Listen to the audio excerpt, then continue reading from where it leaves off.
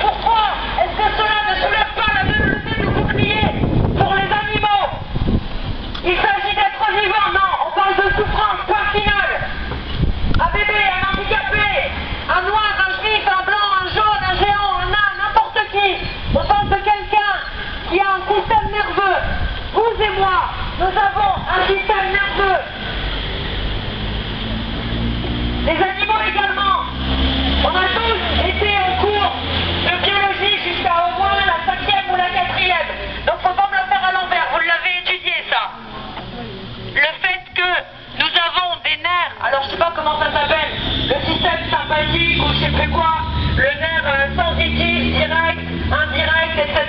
Bref, tous les nerfs qui remontent jusqu'à notre cerveau pour donner l'information de la douleur, nous en possédons, hommes, femmes, enfants, adultes, vieux, jeunes, et les animaux en possèdent également. C'est pour ça que quand votre chien il se fait écraser la patte, il fait quick ou caille caille caille. Nous sommes, là je dis ça sous le terme de l'humour, mais c'est la même chose.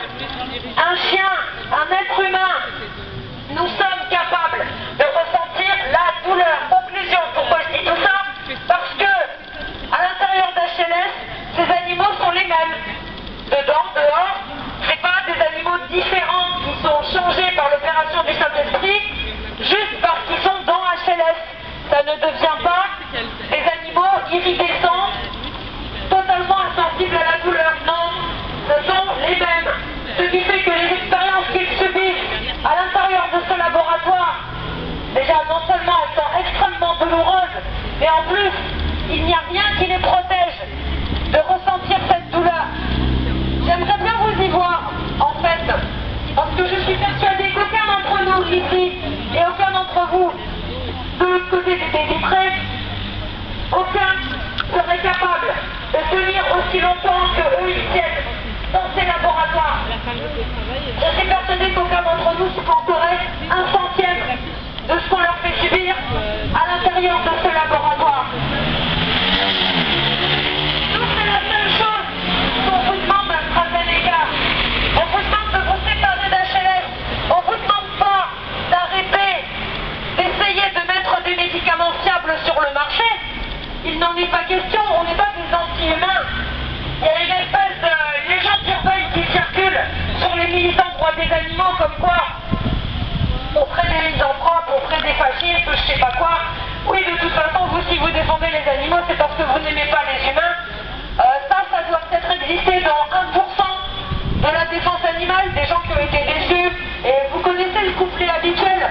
Ouais, de toute façon, les animaux, eux, au moins, ils mangent pas. Eux, ils vous trompent pas. Ouais, bon, d'accord, conneries et compagnie. Nous n'avons pas envie que les humains meurent. C'est pas notre but non plus. On se dit pas, ouais, vidons les laboratoires, libérons tous les animaux, et du coup, les gens vont mourir. Moi, quand je suis malade, je prends un médicament. Quand j'ai mal à la tête, j'ai tendance à avoir des migraines, à me frapper la tête contre les murs. Je prends un médicament, je suis pas maso non plus. La seule chose qu'on vous demande, c'est d'écouter l'appel des associations et des collectifs de chercheurs qui ont contacté régulièrement des firmes pharmaceutiques telles que la vôtre pour essayer de dialoguer, et en disant la vivisection n'est pas utile, vous le savez très bien, et il y a des méthodes alternatives qui ont été brevetées, c'est-à-dire qu'elles ont été déposées. Je crois qu'il y a eu un truc, alors je sais pas comment ça s'appelle, un truc au journal officiel ou quelque chose du genre. Ces méthodes, elles ont été testées et approuvées, elles ont été brevetées, elles ont été déposées, et comme je vous l'ai expliqué tout à l'heure, les mecs de Pro Animal d'Antidote Europe, ça n'est pas n'importe qui, puisque leur créateur, c'est pas, ça n'est, je vais y arriver, ça n'est personne d'autre que Claude Reiss, un ancien éminent chercheur du CNRS, et le CNRS, il me semble que ça a quand même pignon sur rue, n'est-ce pas? Si ces gens-là se détournent de la vivisection parce qu'ils s'aperçoivent qu'elle est dangereuse pour la science et pour l'homme, c'est quand même qu'il y a une raison. On peut quand même leur faire confiance.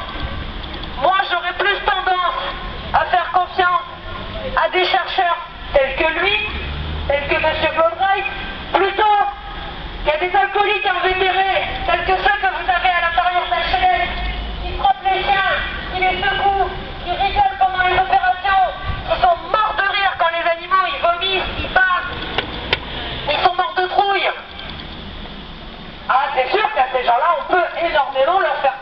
oui, effectivement. Les gens qui sont dans ce laboratoire, on ne sait pas pourquoi, probablement pour défouler leur pulsion sadique. Oups, j'ai rien dit. C'est pour toutes ces raisons, AstraZeneca, qu'on veut que vous vous sépariez d'HLS. Et c'est moi qui vous le dis, la campagne n'est pas prête de se terminer. Tant que vous n'aurez pas rompu tout lien avec HLS.